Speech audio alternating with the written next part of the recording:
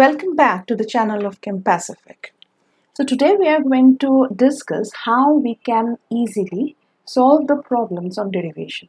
For that, it is very important for you to understand the concept and to understand how to solve the problems on derivation independently. That's what I'm going to teach you. So before that, don't forget to subscribe our channel and press the bell icon. Now let's get started. Now derivation के problems करने से पहले कुछ चीज़ हम पहले से जान लेते हैं. लाइक इफ यू से x final minus x initial, the final value minus initial value is nothing but it can be denoted as delta x. When the difference between the final value of x and the initial value of x is large, then you define it as delta x. ठीक है, but when the difference is enough small, this delta x changes to dx. Clear to all of you students? Now see students, now we have to understand what we mean by dy by dx. dy by dx means the change of y, the change of y with respect to x. This can also be defined as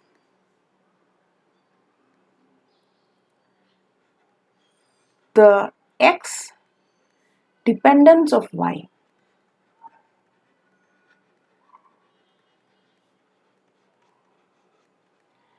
इसे अगर मैं एक example के साथ आपको explain करूँ वो ज़्यादा अच्छा रहेगा. Suppose you have a newborn baby. At the time of the birth, the weight of the baby is 3 kg. Okay. So with time, after 2 months, again if you weigh it, you will find the weight of the baby is 3.5 kg. Again after 4 months, if you weigh, you will find it's 4 kg. मतलब what is if W with the weight and T with the time, the change of weight with respect to time is defined as dw by dt. मतलब time के साथ weight कितना change हो रहा है, with the change of time weight कितना change हो रहा है, that is defined by dw by dt. Now one more thing, when you impose one constancy, मतलब dy by dt at constant z is depicted as del y by del x at constant z. Clear to all of you? Now student, यहाँ पे और एक information, तो आपको समझ में आ गया that बाहर जो होते हैं, बाहर आपका जो होता है वो है आपका constant. So this is at constant z and x and y, both of them are variable factors. Okay, x and y, both of them are variable factors and z is your constant. That is why always remember, अगर ये derivation का जो bracket है इसके बाहर जो रहते हैं वो डेरिवेशन के अंदर नहीं रह सकते हैं, क्योंकि दोनों completely different things हमें कन्वे कर रहे हैं. One is this z is a constant value, this is constant, and x and y they are variables. तो कभी भी आप कोई डेरिवेशंस देखेंगे हमेशा याद रखो बाहर जो है, कभी ऐसा नहीं हो सकता कि बाहर जो z रहेंगे वो कभी भी अंदर भी रहते हैं. Doesn't make any sense. So now I hope it is very much clear to you कि ये सारे जो symbols है, ये derivations है and how they mean what to us. So that is very important for you to understand. Now we are going to move on to the magic square. Now magic square is a trick to understand all the formulae and it is having no signs but it is very useful to us. Okay, now see the first formula that they have given you, dh is equal to tds plus vdp. ये हम magic square से आराम से इसे बना सकते हैं. So that is, now let's see how can we do. See this, जब हम DH कर रहे हैं तो हमारे पास H और कॉर्नर्स में हो जाता है S and P. Clear students? तो जो कि मिडिल में रहते हैं वो हम LHS लेफ्ट हैंड साइड लिखते हैं, सो यू हैव DH, और जो कि कॉर्नर्स में रहते हैं like S, so S is also written as DS and DP. Now see students, S के डायगोनली ऑपोजिट कौन है? T है, और यहाँ पे आपका एक एरो साइन है. जब एस के डायगोनली ऑपोजिट T है एंड यहाँ पे एरो साइन जो होता है इट इंडिकेट्स ये प्लस साइन होगा. ओके, सो सिंस एस के डायगोनली ऑपोजिट आपको T मिला है, so you have to write T and this is plus. Similarly जो P है प्रेशर, प्रेशर के डायगोनली ऑपोजिट आपके पास क्या है? V, और यहाँ पर भी एरो है. मतलब V जो है अगर यहाँ से यहाँ पे आपको एरो रहेंगे इट इज डिनोटिंग कि V के सामने प्लस साइन होगा. तो आपको फॉर्मूला देखो मिल गया, plus VDP. So you see this, ये जो फॉर्मूला है ये हमें याद रखने की या मेमोराइज करने की कोई ज़रूरत नहीं है, ये हम इजीली खुद से ही बना सकते from any magic square. Now this is very important students. S का मतलब होता है, S एट कांस्टेंट S अगर होता है तो DS 0 हो जाता है. समझ में आया? Because DS is nothing, at constant S क्या होगा?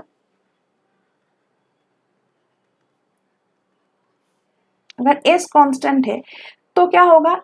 S final minus S initial, S2 minus S1 इसका वैल्यू भी S हो जाएंगे, S माइनस S तो 0 हो जाएंगे, and this is nothing but DS. तो अगर आपका कॉन्स्टेंसी, जो चीज आप यहाँ पे D फॉर्म में है उसे ही आप कांस्टेंट ले सकते हो. ठीक है, तो अगर आपका कांस्टेंट S ले रहे हो तो फिर आपका DS 0 होता है. Clear to all of you? So therefore constants अगर S हो जाते हैं तो फिर आपका क्या हो जाएंगे?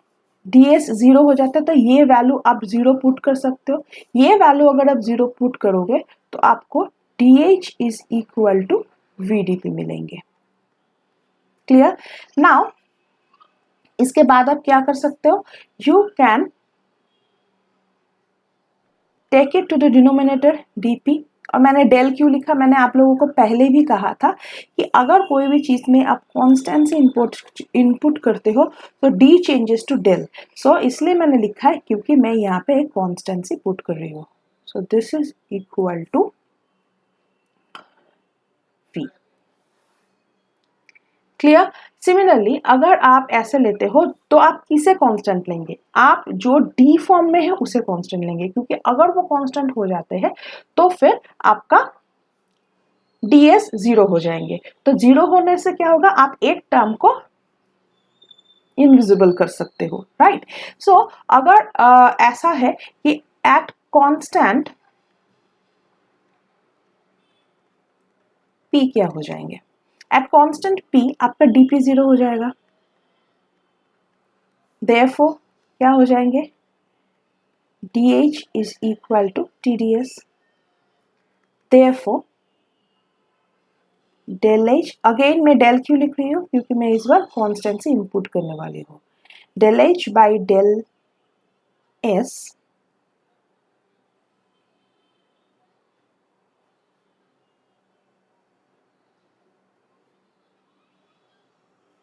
Is equal to T. At क्या होगा? At constant. सो इस टाइप के प्रॉब्लम्स बहुत आते हैं कोई भी एग्जाम में. ये जो मैजिक स्क्वायर के बहुत इजीली आप ये समझ जाओगे आज के वीडियो में, तो आप देखेंगे इस टाइप के क्वेश्चंस बहुत आते हैं. लेकिन स्टूडेंट्स एक है कि मैं आप लोगों को और कुछ दिखाना चाहती हूँ. देखो, अगर मेरे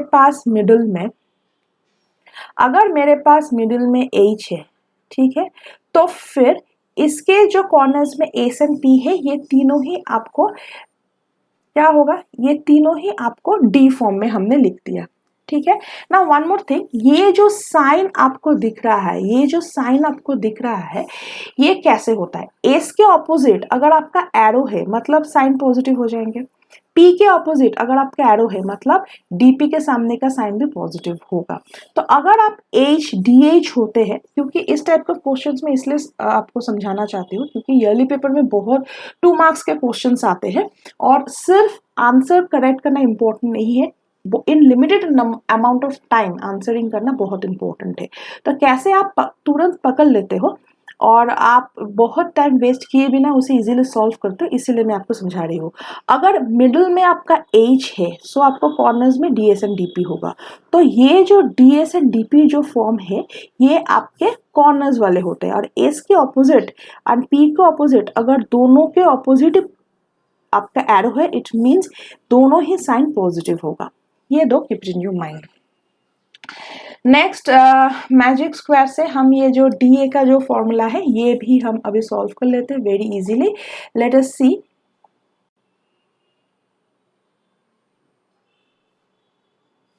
नाउ सी, जब हम A ले रहे हैं तो हम कॉर्नर्स क्या है V एंड T है, तो तीनों ही क्या होगा, तीनों ही D फॉर्म में होगा, जो मिडिल में होता है तो LHS में होता है। तो मेरा ये हो जाएगा DA इज इक्वल टू, मैंने क्या कहा, ये DV and DT। Now see, V के एग्जैक्टली ऑपोजिट क्या है, P है, लेकिन यहाँ पे कोई एरो नहीं है। सो कॉर्नर्स के डायगोनली ऑपोजिट जो होते हैं वहां पे अगर एरो नहीं होता है मतलब the sign is going to be negative, और एग्जैक्टली डायगोनली P है तो हम P लिखेंगे। सिमिलरली DT जब आप ले रहे हो T के एग्जैक्टली ऑपोजिट S है तो हम S लिखेंगे, और यहाँ पे भी कोई एरो नहीं है तो द साइन इज नेगेटिव। तो देखो ये फॉर्मूला हमने आराम से यहाँ से सॉल्व कर लिया है, तो इतना याद रखने की कोई जरूरत नहीं है। Magic square helps you a lot in thermodynamics. Okay, now one more thing मैं वही बताना चाहती हूँ, ए के कॉर्नर्स में जो रहते हैं उनके ऑपोजिट अगर एरो नहीं होगा तो याद रखो इसके वैल्यू हमेशा नेगेटिव ही होगा। सिमिलरली तो अगर हम लेते हैं एट कांस्टेंट V, क्या होगा, एट कांस्टेंट V क्या हो जाएगा, DV 0 हो जाएंगे। सो देयरफॉर क्या हो जाएगा, ये पोर्शन आपका 0, ये इनविजिबल हो जाएंगे, ये डिमिनिश हो जाएंगे। So DA is equal to minus SDT। So as because आप कांस्टेंट से पुट करने वाले हैं तो क्या होगा, DA will change to del A by del T। हमने कांस्टेंट क्या लिए थे, हमने कांस्टेंट लिए थे V, at constant V is equal to minus S। Similarly at constant, अभी जो DT फॉर्म में रहता है, D फॉर्म में रहता है, उससे ही हम हमेशा कांस्टेंट बना सकते हैं। कांस्टेंट T क्या हो जाएंगे, DT 0 हो जाएगा, राइट। तो ये टर्म फिर वैनिश हो जाएंगे और फिर क्या हो जाएंगे, DA is equal to minus PDV। Clear. तो फिर आप डिनोमिनेटर में DV को लेके आओ, आपको हो जाएंगे del A by del V at constant T is equal to minus V. Clear? Now let us move on to the next magic square. DU is equal to TDS minus VDV। तो हमारा यहाँ पे है DU, corners में है DS। Clear.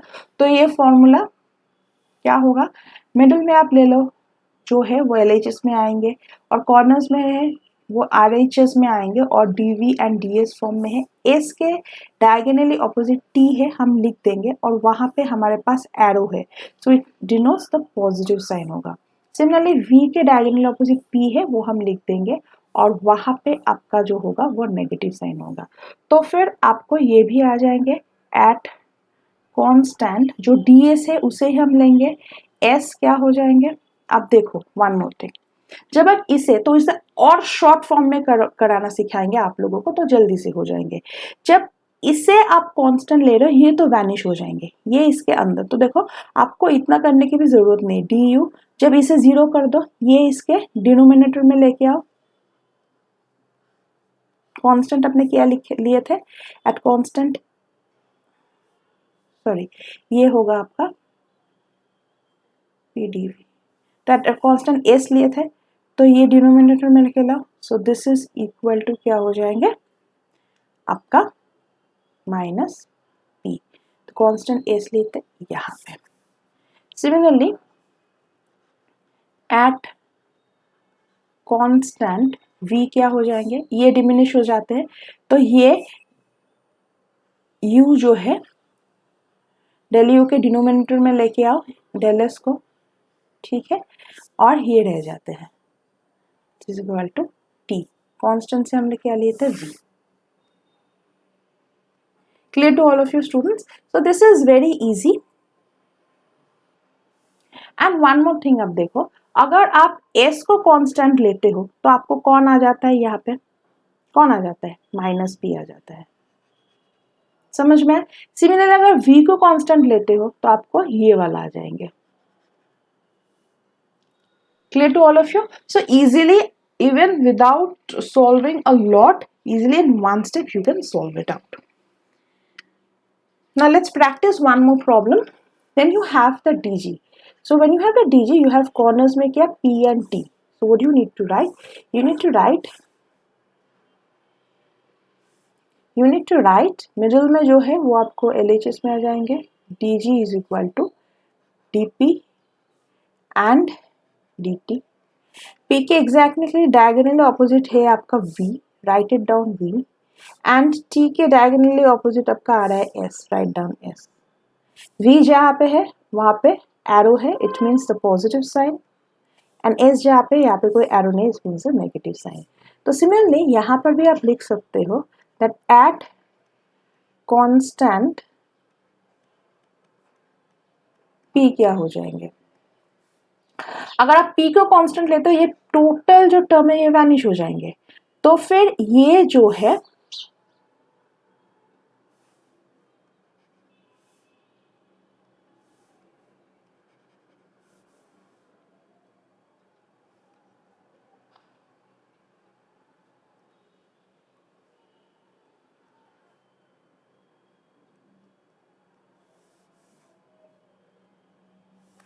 One minute student, तो S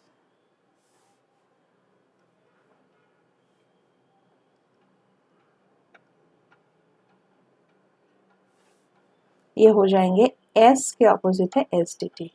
okay, now one step solve करना है, तो देखो जब कांस्टेंट P ले रहे हो तो इसके बारे में सोचना ही नहीं, तो ये dt फॉर्म में जो होते हैं ये dg के डिनोमिनेटर में आएंगे और रिमेनिंग जो है वो आंसर हो जाते हैं, तो it's one step solution. Okay, तो ये हो जाएंगे del g by del t which is equal to minus s. So P you have taken constant, यहाँ पे P आ जाएंगे। Clear? So if you take at constant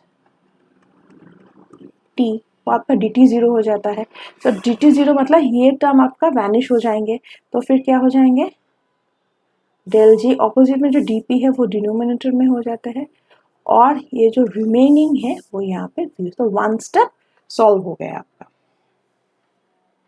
तो इसके ऊपर ईयरली पेपर में नेट में बहुत सारे CSI नेट में बहुत सारे क्वेश्चंस आए थे। Now let us discuss those questions. Now the first question जो आया था वो है CSI NET December 2018 part B का क्वेश्चन है। Now this type of question student it is very important to understand and solve it within no time. मैं इसके लिए थोड़ा सा ये जो लास्ट वाला जो है मैं इसे यूज कर रही हूँ आपको अच्छे से समझाने के लिए, ठीक है। नाउ सी स्टूडेंट्स, उन्होंने पूछा है for a close system in the absence of non PV work the correct statement is yes you can solve it, but our motto is not solving the answer, it is like solving the answer limited amount of time. तो आपको सारे अगर जो है वो सबको अगर solve करने जाओगे तो it will take a lot of time and we can afford to invest so much of time because time is very important. Now see students, point number 1, अगर u होता है, ठीक है, तीनों में ही u दिया है, ठीक है, जब u दिया है एक बार dg को देख लेते हैं। देखो dg जब दिया है तो फिर एक चीज है कि अगर आपके पास dg है तो फिर आप कॉर्नर्स में जो होता है वो डी फॉर्म में होगा आरएचएस में, वो यहाँ पे दिया है। तो आप फिर सोचेंगे चलो इसे सॉल्व करते हैं, फिर भी वेट, जब ये जो पी एंड टी है इसके जो यहाँ पे जो कॉर्नर्स है, एक में एरो है एक में नहीं है, मतलब एक का साइन प्लस होगा एक का माइनस होगा, लेकिन यहाँ पे दोनों का ही उन्होंने प्लस दिया है, तो इसे सॉल्व करने की जरूरत नहीं है। आपको समझ में आ गया कि ये आंसर नहीं होगा। क्लियर? सिमिलरली देखो स्टूडेंट्स, जब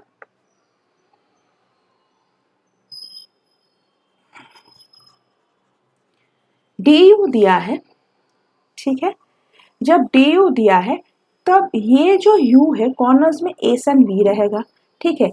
तो फिर आप देखो in this case D U में जो कॉर्नर्स में एस एंड बी, वो D right hand side D S and D V होना चाहिए, ये वाला है। तो अगेन ये भी हम एक्सेप्ट नहीं करेंगे, ठीक है।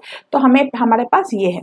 अगेन देखो इसका जो कॉर्नर्स में एस एंड बी है, यहाँ पे इसके डायगोनली ऑपोजिट एक में एरो है एक में एरो नहीं है, तो वहां से आपको समझ में आ जाएंगे कि जो साइन है, साइन जो है उसमें एक का पॉजिटिव साइन होगा जो टी के सामने है, और पी का नेगेटिव साइन होगा जो पी के सामने है। तो फिर आपको इजीली समझ में आ गया, द आंसर इज 1। तो देखो आप नहीं तो आप क्या करोगे, आप सबके सब सॉल्व करते जाओगे तो उससे टाइम बहुत ज़्यादा कंज्यूम्ड हो जाएंगे। तो ये हमने ऑलरेडी प्रूफ किया ही है, तो I am not elaborating. C D U is equal to T D S minus P D V, we have already done this. And exam में अगर आते हैं तो आप बहुत ही easily within no time you can solve it. Now let us move on to the next question. This is CSI NET December 2014 part B. Clear? So this type of questions are very easy to solve, no doubt about it. But the thing is like आपको ऐसा technique समझ में आ जाना चाहिए जो कि बहुत कम time में आप इसे सॉल्व कर, that is more important. Okay, ना उन्होंने कहा for a closed system the temperature is equal to. तो मैंने आप लोगों को क्या कहा था स्टूडेंट, मैंने आप लोगों को कहा था कि देखो स्टूडेंट्स जो कॉर्नर्स में रहते हैं वो डीएस फॉर्म में रहते हैं। तो अगर उन्होंने पूछा है the temperature is equal to, मतलब टेम्परेचर कॉर्नर में नहीं रहना चाहिए, टेम्परेचर कॉर्नर में नहीं रहना चाहिए। फॉर एग्जाम्पल अगर आप एच को देखते हो, एच जो है इसके कॉर्नर में एस एंड पी है, ठीक है, तो इसे आप एक्सेप्ट कर सकते हो। ए जो है इसके कॉर्नर में वी एंड टी है, मतलब तुरंत आप ये जो ऑप्शन है ये ऑप्शन को आप तुरंत कैंसिल कर सकते हो। क्लियर? अगर टेम्परेचर पूछा है, टेम्परेचर कॉर्नर्स में रहेंगे तो डी टी फॉर्म में रहेंगे, सो वो उसे आप, तो अगर उन्होंने टेम्परेचर पूछा है तो कॉर्नर्स में टी नहीं रहना चाहिए, तो हम ऑलरेडी इसे सॉल्व ही नहीं करेंगे। Clear? At the same time G जो है डी जी, तो इसके भी कॉर्नर्स में पी एंड टी है, तो हम इसे भी सॉल्व नहीं करेंगे। तो देखो स्टूडेंट्स हम कितना इजीली, इसे भी हम सॉल्व नहीं करेंगे और इसे भी हम सॉल्व करेंगे नहीं। तो रह गया डी एच, तो फटाफट इसे कर लेते हैं। तो मिडिल में आपका है डी एच, सो ये हो गया आपका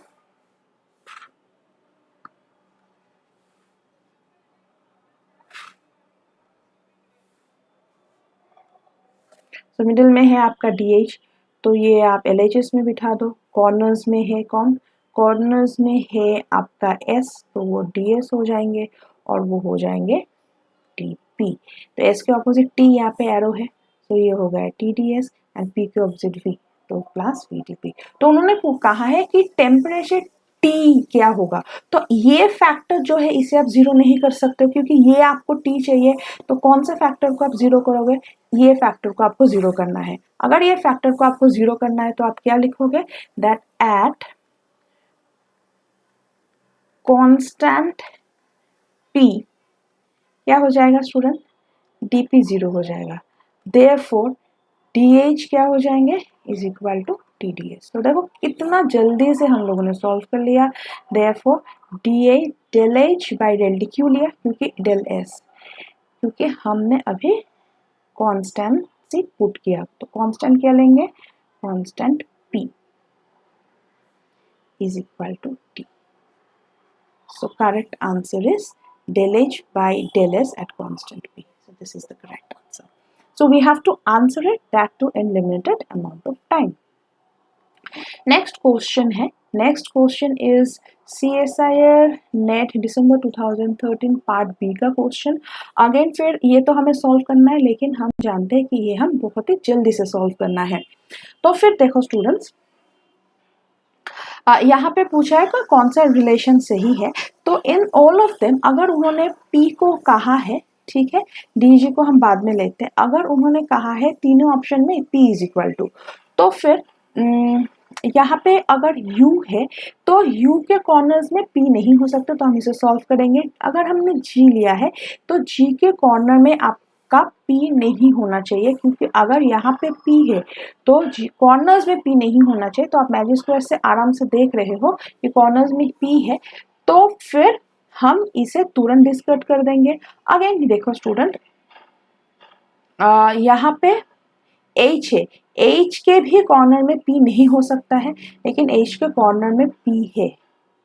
जब ये वाला देंगे ना, अगर यहाँ पे जो टर्म होगा -P, यहाँ पे अगर P होगा तो ये P कॉर्नर्स में नहीं हो सकता है। क्यों? क्योंकि हमने आपको समझाया कि जो P होता है वो DP फॉर्म में होते हैं, ठीक है। सो दैट इज वाई तुरंत आपका सॉल्व करने की भी जरूरत नहीं, 2 1 3 डिस्कर्डेड हो गया, बहुत जल्दी से करना है हमें। नेक्स्ट आपको ये दोनों सॉल्व करना है, इसे थोड़ा देख लेते हैं। यहाँ पे उन्होंने दिया है del G by del V at constant S is equal to S। तो आप जानते हो ये भी एक गलत इंफॉर्मेशन, ये कभी नहीं हो सकता। जिसे आप कांस्टेंट एस लिया है वो डीएस फॉर्म में रहते हैं, तो जो डीएस फॉर्म में रहता है वो यहाँ पे नहीं हो सकता है। तो तुरंत आप समझ गए कि ये भी, मतलब आप देख के ही समझ रहे हो, आपको सॉल्व करने की भी जरूरत नहीं है। Okay students, now see students, now del u by del v at constant s is equal to -p। now this is very important। तो ये तीनों ही आपको समझ में आएगा कि नहीं होगा तो डेफिनेटली यही होगा। फिर से आप इसे सॉल्व कर रहे हो, मतलब क्या होगा, मतलब ये है दैट आप डबल चेकिंग कर रहे हो, और इसकी वजह से आपका क्या हो जाएंगे, इसके वजह से आपका सिली मिस्टेक्स कभी भी नहीं होगा। So now see students, DU is equal to corners में DS एंड DV मैंने लिख लिया है, S के ऑपोजिट T है, यहाँ पे एरो TDS, एंड V के ऑपोजिट P है -PDV, and therefore they are asking at constant days. Obviously इसे हम 0 लेंगे, तो उसे हमने आपको 1 स्टेप में सिखा दिया कैसे होगा। ये 0 तो ये वैनिश हो जाएंगे, तो ये जो DV फॉर्म में है ये क्या हो जाता है, ये डिनोमिनेटर में आ जाएंगे। कॉन्स्टेंट हमने इसे लिए थे, इसलिए S which is equal to ये वाला रह जाएगा, is equal to -P। Very easy, कितना जल्दी से भी सॉल्व हो गया। तो the answer is 1। Now let us move on to the next topic, which is the Maxwell relationship। Now ये भी है एक मैजिक स्क्वायर से ही हम आप लोगों को समझाएंगे कैसे फटाफट हम इसे कर सकते हैं। बट बिफोर दैट मैं आप लोगों को एक इन्फॉर्मेशन देना चाहती हूँ कि मैक्सवेल रिलेशनशिप हम कब यूटिलाइज करते हैं। बहुत ध्यान से सुनो, क्योंकि जब हम डेरिवेशन के प्रॉब्लम्स करेंगे ये छोटे छोटे बात आपको बहुत हेल्प करेंगे दैट आप इंडिपेंडेंटली सारे डेरिवेशन के प्रॉब्लम्स खुद सॉल्व करो। ऐसा कभी भी पढ़ाई मत करो कि कोई आपको सारे प्रॉब्लम सॉल्व कर रहे हैं, आप उसे बहुत अच्छे से प्रैक्टिस करके एग्जाम में एक्सपेक्ट कर रहे हो। रादर आप इंडिपेंडेंट बनो और आप साइंस कंसेप्ट को समझ के आप ऐसा खुद को तैयार करो कि कोई भी डेरिवेशंस आप खुद सॉल्व कर सकते हो। Now listen to me, Maxwell relationship हम कब यूज करते हैं, ध्यान से सुनो। कोई भी अगर गैस इक्वेशन जो है, अगर आप आइडियल गैस इक्वेशन देखते हो PV is equal to nRT, या आप real gas van der Waals gas of equation देखते हो, तो वहां पे आप देखेंगे दैट कोई भी gas equation is always denoted by PV number of moles and T, R is a gas constant, ठीक है। बिकॉज मैंने लास्ट वीडियो में आप लोगों को बहुत अच्छे से डिस्कस किया, these are the thermodynamic variables, ठीक है, थर्मोडायनेमिक प्रॉपर्टीज। तो बहुत इंपॉर्टेंट है, क्योंकि यही डिटरमाइन करते हैं एक गैस को, इसके ऊपर बाकी सारे फैक्टर्स डिपेंडेंट होते हैं। एंड दैट इज वाई ये अगर कांस्टेंट रहेंगे तो बाकी सारे factors like G, H, U, internal energy, gives free energy, enthalpy, सब फैक्टर्स भी कांस्टेंट रहेंगे। ये इसमें कुछ चेंजेस आएंगे तो उसमें चेंजेस होते हैं। तो दैट इज वाई कोई भी आप देखेंगे इक्वेशन जो है PV and N and T में डिफाइंड होते हैं। तो कोई भी डेरिवेशन जब आप कर रहे हो, जो हम अपकमिंग वीडियोस में बहुत डिटेल में डिस्कस करेंगे, कोई भी डेरिवेशन जब आप कर रहे हो उसमें इस टाइप ऑफ डेरिवेशंस आपको आ सकते हैं एज लाइक डेल एस, उसमें एंट्रोपी फॉर्म में आ सकते हैं। अगर वो एंट्रोपी फॉर्म में आ जाए तो फिर आप कभी भी उसे गैस इक्वेशन में पुट नहीं कर सकते हो। दैट इज वाई कोई भी डेरिवेशन फर्स्ट हमारा इक्वेशन ऑफ स्टेट सेकेंड है, जब हम उसे डिराइव करेंगे वहां पे कभी भी del S by del V at constant मतलब एस फॉर्म अगर कहीं पर भी आ जाए उसे आप हमेशा पीवीटी फॉर्म में लाना है। उसे क्या लाना है? उसे हमेशा पीवीटी फॉर्म में ही लाना है। इसीलिए हम हमेशा मैक्सवेल रिलेशनशिप हमारे लिए बहुत ही ज़्यादा यूजफुल है, क्योंकि अगर हम ये फॉर्म में लाएंगे तो ये फॉर्म हम कभी भी एक गैस इक्वेशन में ये डेरिवेटिव का वैल्यू अगर हम हमसे बिठाएंगे उसका वैल्यू गैस इक्वेशन में हम कभी भी सॉल्व नहीं कर पाएंगे। तो कोई भी इक्वेशन में अगर ये डेरिवेटिव सॉल्व करते करते ये डेरिवेटिव फॉर्म आ जाए तो उसे हम हमेशा कन्वर्ट करेंगे पीवीटी फॉर्म में। That is when our Maxwell relationship is very much useful to us. Now let's see how to solve this Maxwell relationship through magic square very easily. And देखो del s by del v दिया है, मतलब ये इसके बारे में, ये circle के बारे में बात कर रहे हैं।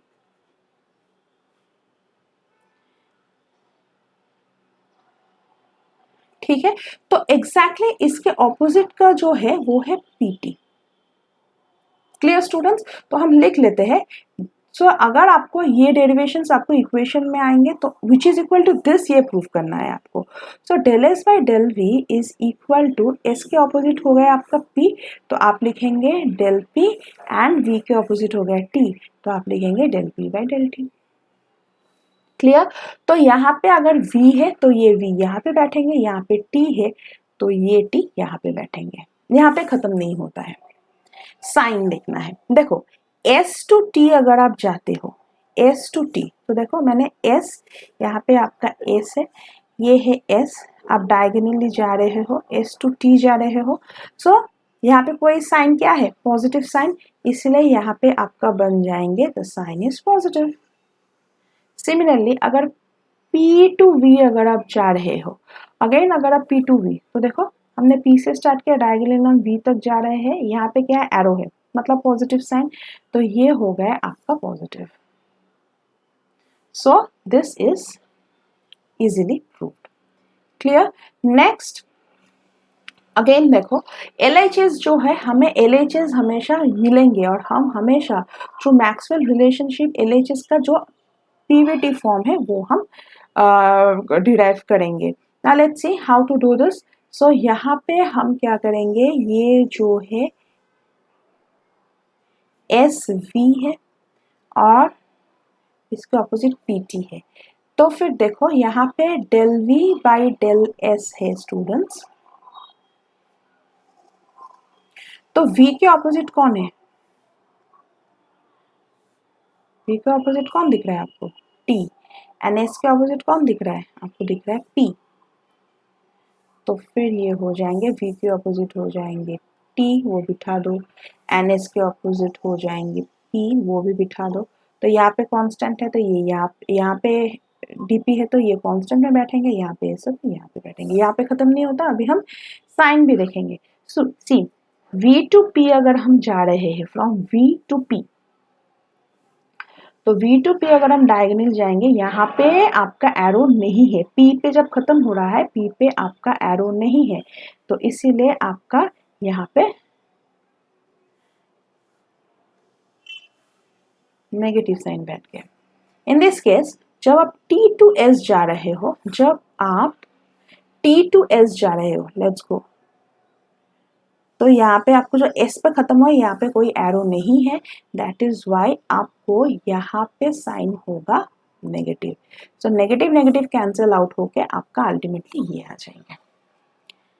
Very easy.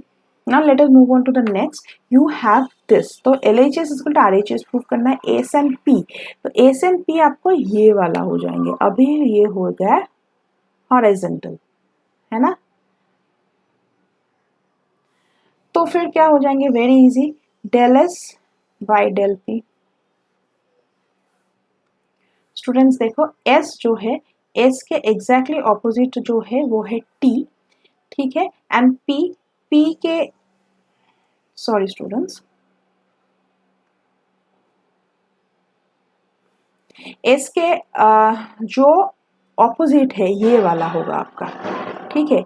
एस के जो ऑपोजिट है ये हो गया आपका V, एंड P के जो ऑपोजिट है ये हो गया आपका T।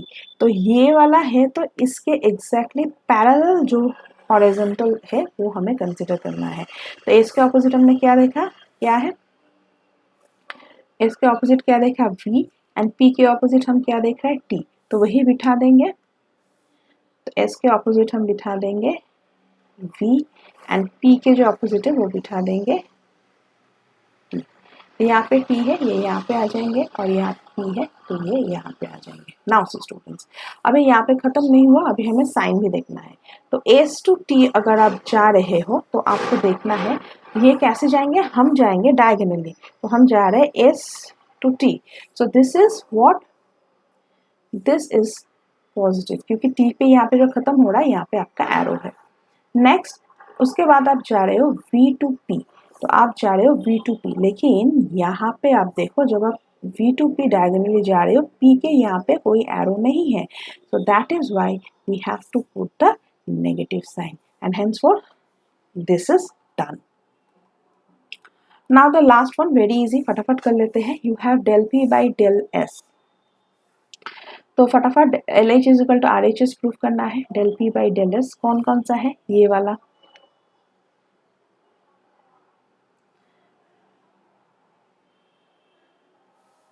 तो देखो P जो है इसका ऑपोजिट क्या है T, और S जो है इसका ऑपोजिट क्या है V। तो फटाफट हम लिख लेते हैं, तो इसके जो ऑपोजिट है वो हम लिख लेंगे। P के ऑपोजिट T है, तो फटाफट लिख लेते हैं del T, एंड S जो है इसके ऑपोजिट V है, फटाफट लिख लेंगे V। तो यहाँ पे ये कांस्टेंट आएंगे, यहाँ पे ये कांस्टेंट आएंगे, एंड देन जो चार्ज है स्टूडेंट्स, ये देखो students, you have to sign, sorry not the charge, sorry the sign, ये जो साइन है हम क्या करेंगे, हम देखेंगे P to V जब हम जा रहे हैं, सो हम जाएंगे डायगोनली, यहाँ पे एरो है तो डेफिनेटली यहाँ पे प्लस साइन होगा, एंड उसके बाद हम जाएंगे T to S, तो कहाँ से जाएंगे, फ्रॉम T to S, लेकिन यहाँ पे कोई एरो नहीं है, तो डेफिनेटली जब एरो नहीं होता है हम माइनस साइन देंगे। तो देखो ये भी हमारा हो गया है।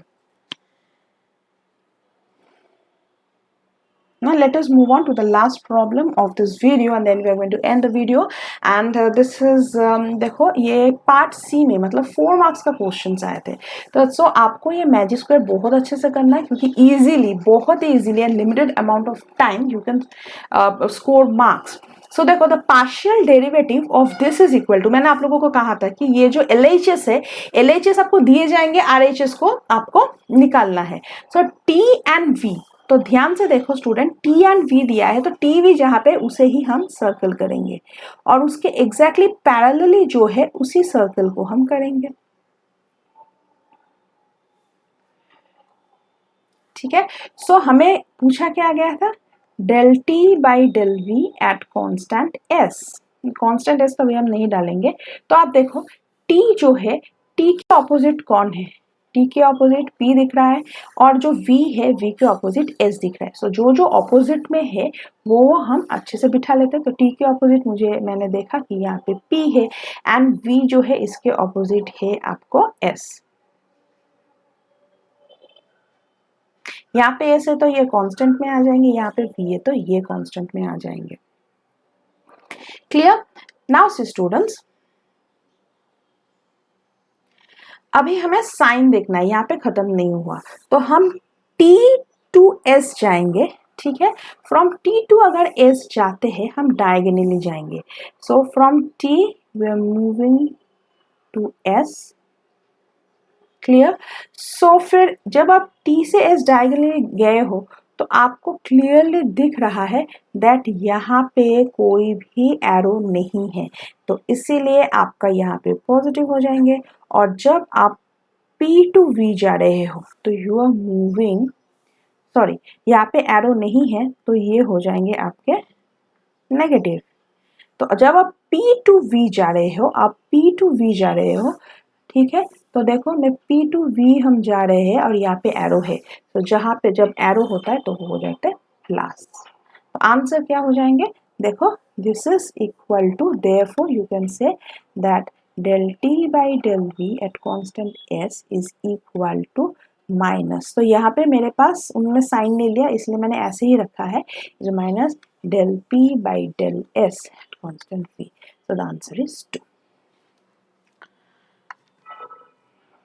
So thank you for watching our video. Please like, share and subscribe.